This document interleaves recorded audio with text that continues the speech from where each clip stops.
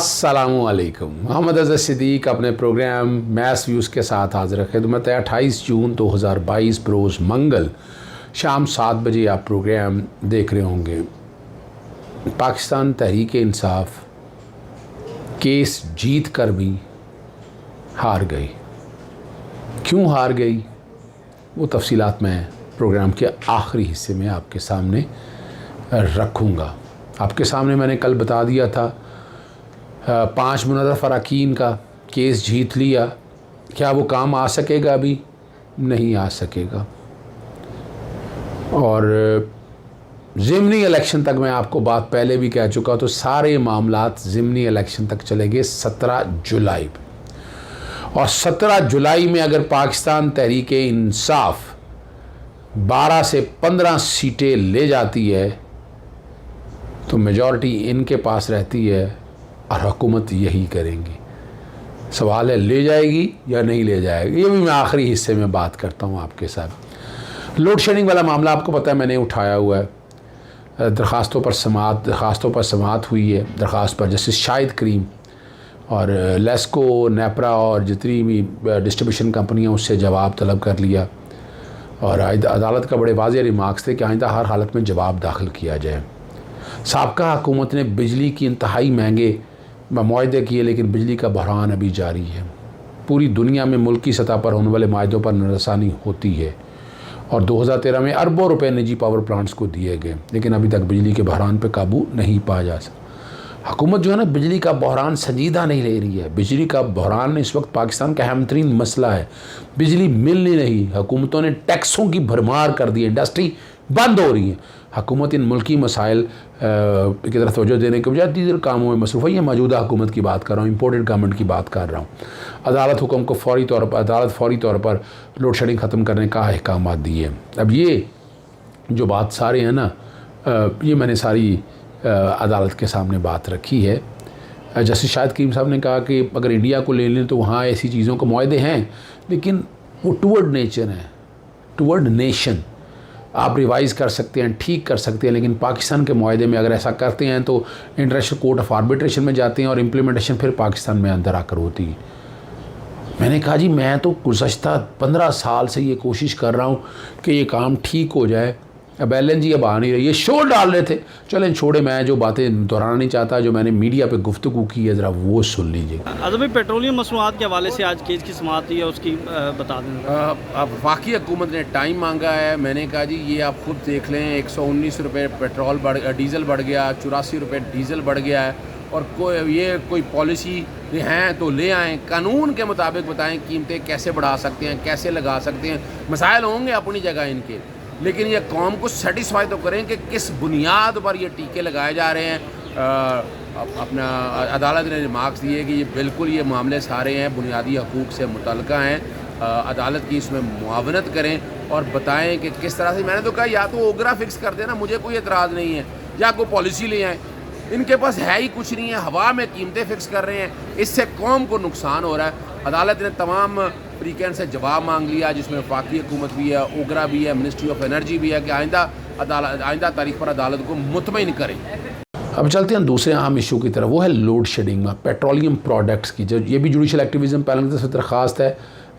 अदालत ने वफाकी हुकूमत, ओगरा समेत दीगर जवाब दाखिल करने की आखिरी मोहलत दे दी। आइंदा समाअत पर जवाब दाखिल नहीं किया तो अदालत कार्रवाई करेगी।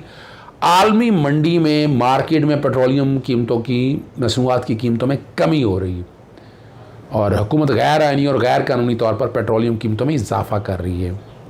इससे पेट्रोलियम मसनूआत में कमी होनी चाहिए। हुकूमत ने अपने अखराजात कम करने के बजाय आवाम को महंगाई की दलदल में धकेल दिया। और नोटिफिकेशन मैंने कलअदम कराने की बात की है। मैंने अदालत के सामने ये बात रखी, कोई मैकेनिज़्म नहीं है। ओगरा कैसे कीमत फिक्स कर रही है?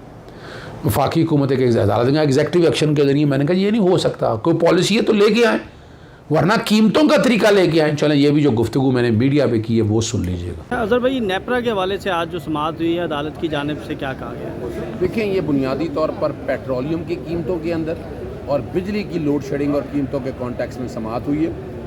नेपरा ने बताया है कि ये रीज़न्स है। मैंने बताया जी नेपरा अपना काम नहीं कर रही है, लोग बिजलियों के बिल दे रहे हैं, सर्कुलर डेट बढ़ रहा है, यहाँ पर कौम पे इतना अजाब आया हुआ है, कौन पूछेगा। और अदालती अहकामात के बावजूद भी या तो लेके आए ये पॉलिसी है, पॉलिसी रखें। जब कानून कहता है तो कानून के मुताबिक ये सारी चीज़ें लेकर आएँ। ये कानून के मुताबिक भी नहीं कर रहे, लोगों को जलील कर रहे हैं। और लोड शेडिंग जिस तरह से हो रही है, अगर एलएनजी नहीं आ रहा, जो बातें कर रहे थे एलएनजी के हवाले से, कहाँ है वो भी है। फिर अदालत ने बड़ा कंसर्न शो किया है कि इन सारे मामले को सीरियसली देखना है। इंडिया के अंदर बड़ा ज़बरदस्त निज़ाम है। वजह क्या है कि वहाँ ये नहीं आता, वहाँ कॉन्ट्रैक्ट रिवाइज़ होते रहते हैं, हमारे यहाँ कॉन्ट्रैक्ट रिवाइज़ नहीं होते। और कल क्या होता है, इंटरनेशनल आर्बिट्रेशन के लिए बाहर चले जाते हैं और फिर पाकिस्तान के अंदर आ जाते हैं। तो ये मामला एक सीरियस है, इसमें वफाकी हुकूमत, डिस्ट्रीब्यूशन कंपनियों सबसे जवाब मांगा है कि वो आइंदा तारीख तक जवाब लेके आएं और अदालत को मुतमिन करें। जी, आपने ये गुफ्तगू सुन ली। अब मैंने आपके सामने शुरू में बात की थी कि पाकिस्तान तहरीक इंसाफ केस जीत कर भी हार गई। हम लोग ये केस जीत गए हैं और हमारा केस बड़ा स्ट्रॉन्ग है। इलेक्शन गैर कानूनी है, फिर डिफेक्शन के वोट लिखा है जी, must not be counted and disregarded. तो इस पे लार्जर बेंच जो है, जैसे सदाकत अली खान साहब की सरबराही में, जैसे शाह जमील, जैसे शहराम सरवर चौधरी, जैसे साजिद महमूद सेठी, जैसे तारक सलीम शेख, यहाँ तकरीबन नज़र आ रहा है कंसेंसस है इस कॉन्टेक्स्ट में। आज अदालत के सामने जो बातें हुई हैं,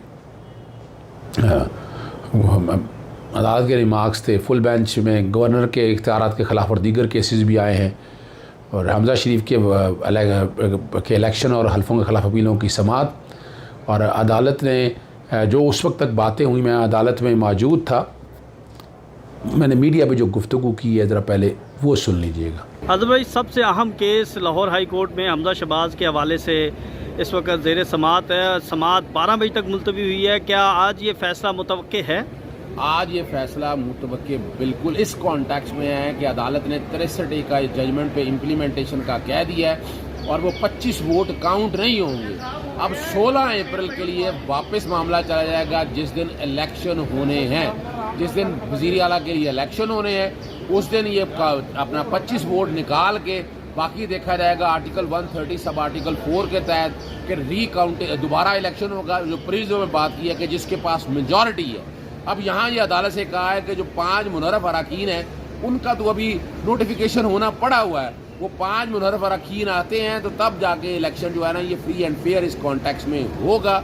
मैंने डिप्टी स्पीकर पे भी सवालात उठा दिए कि डिप्टी स्पीकर ने भी इलेक्शन कानून और आइन के मुताबिक नहीं कराया है। अदालत ने केस की समाअत हमजा शरीफ के वकील को भी कहा है, एडवोकेट जनरल को भी कहा है कि अगर इसको जो इलेक्शन होने का, जो इलेक्ट होने का नोटिफिकेशन सेट असाइड कर दिया जाए और नए सिरे से इलेक्शन और टाइम दे दिया जाए, उस टाइम पे बाकायदा इलेक्शन कराए जाएँ। दोनों फ्री कैन को कहा है कि अपने अपने मोकलान से रब्ता करके अदालत की मुआवनत करें। 12 बजे अब समाअत होगी। ये 12 बजे से पहले की गुफ्तगू है, ज़रा सुनिएगा।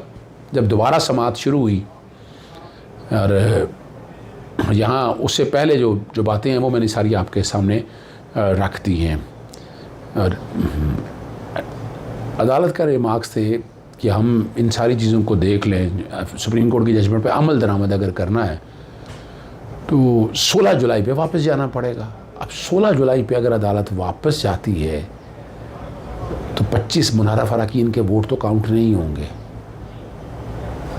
तो पाकिस्तान तहरीक इंसाफ ये इलेक्शन नया कराने में तो कामयाब अगर हो जाती है, जो फैसला कल आ जाएगा, और साथ नोटिफिकेशन भी वापस लेना पड़ेगा। और मैंने ये अदालत से कहा कि अगर नोटिफिकेशन वापस लेते तो उस्मान बुज़दार वज़ीर आला होगा। 30 अप्रैल का नोटिफिकेशन बड़ा वाज़े है, तो उसमें तो आगे पीछे चीज़ें नहीं हो सकती हैं ना जी।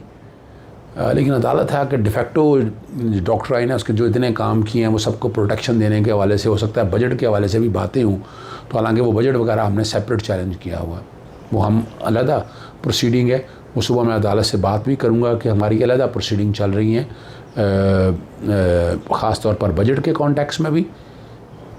जितने नोटिफिकेशन किए हैं, ऑर्डिनेंस जारी किए हैं, वो हमने अलहदा चैलेंज किया है। तो इसमें ऐसी कोई बात ना आए, उसे सिंगल जज का फ़ैसला डिस्टर्ब होगा तो वो हमारी कोशिश रहेगी। अदालत तक हम ये भी बता देंगे। अली ज़फ़र साहब ने भी इस बात पे ज़ोर डाला कि नोटिफिकेशन 5 का आज हुआ है तो इलेक्शन आज की डेट में होना चाहिए। अदालत का बड़ा वाज़े तौर पर कि ये basically article 130 sub article 4 background पे चल रहा होगा। ये री पोल का ये और सेकंड पोल, थर्ड पोल, उसमें दिया हुआ है, जो कि 186 वोट नहीं है, अगर वो माइनस कर दें 172 रह जाते हैं तो सेकंड पोल होगा। अब सेकंड पोल में अगर 25 मुनर्रफ अरकान निकाल दें और 5 रिज़र्व सीटें भी ना डालें तो पाकिस्तान तहरीक इंसाफ की मेजॉरिटी नहीं होगी वहाँ पर उस वक्त, जो हकीकत है और एलाइज़ की। और 5 सीटें अगर ये मुनर्रफ अरकान की मिलती हैं तो फिर जो है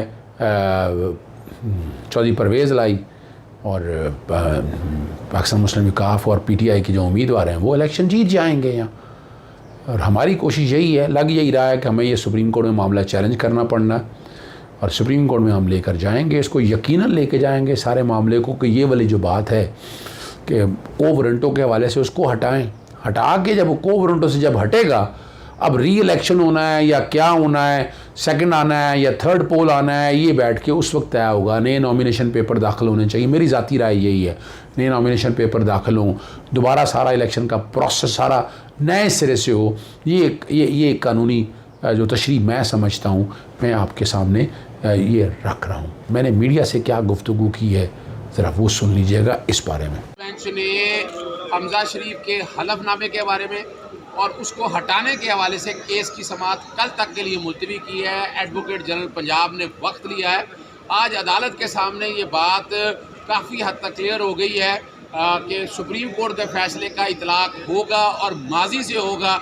25 बोर्ड मुनर्रफ अरकान जो हैं, 25 मुनर्रफ अरकान जो हैं अपना उनके जो वोट हैं वो काउंट नहीं होंगे और ये 16 तारीख तक बात चली जाएगी। और 16 तारीख वाले दिन अगर री पोलिंग होती है तो 2 कैंडिडेट के दरमियान होगी, जो ज़्यादा वोट लेगा और वो मुंतखब हो जाएगा वज़ीर आला। हमारा नुक्ता नज़र बड़ा वाज़ेह है कि हमजा शरीफ चूँकि जब उसका रूलिंग का सर्टिफिकेट, जो उसका सिलेक्शन करने का सर्टिफिकेट जो है वो गैर कानूनी होगा तो नोटिफिकेशन भी विड्रॉ होगा और उसके बाद उस्मान बुज़दार वज़ीर आला पंजाब के तौर पर बहाल हो जाएंगे।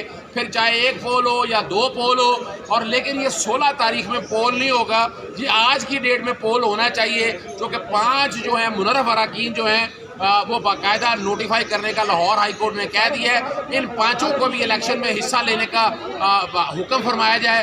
बज़ाहिर जो चीज़ें नज़र आ रही हैं कि उसमें काफ़ी चीज़ें जो हैं बड़ी क्लियर हो चुकी हैं। अब लग यही रहा है कि री पोल की तरफ जाएगा और अदालत शायद 16 अप्रैल पे इस इलेक्शन को लेके जाए। ये सुबह पे बात चलेगी। हम बड़े क्लियर है इस हवाले से, हमने अदालत से यही गुजारिश की है कि आज की डेट में इलेक्शन हो। आज की डेट में इलेक्शन होता है तो पाकिस्तान तहरीक इंसाफ के मुनर्रफ अरकान का भी अगर वोट डाल लिया जाए तो वोट काउंट करके मेजॉरिटी इनके पास मौजूद है और हमजा नए तरीके से नया वज़ीर आला बनेगा और उसके मुताबिक नया ही हलफ लेना पड़ेगा उनको। और केस की समाअत जो है वो कल तक के लिए मुलतवी हुई है। अगर 5 मुनर्रफ अरकान के वोट हमें डालने दिए जाते हैं तो चौधरी परवेज़ लाई वज़ीर आला बनेंगे। इंशाल्लाह वही वज़ीर आला के तौर पर हलफ उठाएंगे।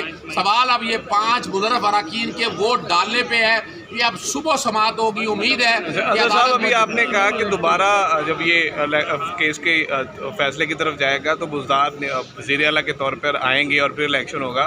बुज़दार तो डी नोटिफाई हो चुके हैं, फिर वो किस तरीके से आएंगे? 30 अप्रैल का जो नोटिफिकेशन है जब वो सेटिसाइड होगा वज़ीर आला पंजाब के तौर पर हमजा का, तो उसके बाद वापसी के लिए अपना उस्मान बुज़दार साहब जो हैं वो वज़ीर आला आइन के आर्टिकल 133 के तहत वापस आएंगे। अदालत को यही बताया है और उस पोजीशन पे आने के बाद इलेक्शन दूसरा जो भी हो, जो मेजॉरिटी ले जाएगा वो वज़ीर आला बन जाएगा। ठीक है, थैंक यू सर। जी, आपने वो सारी गुफ्तगू सुन ली है, ये पोजीशन सारी है। इसलिए मैं फिर जाने से पहले कि पाकिस्तान तहरीक इंसाफ जीत कर भी हार गई है, इजाज़त चाहता हूँ। अस्सलाम वालेकुम, अल्लाह हाफ़िज़। पाकिस्तान जिंदाबाद।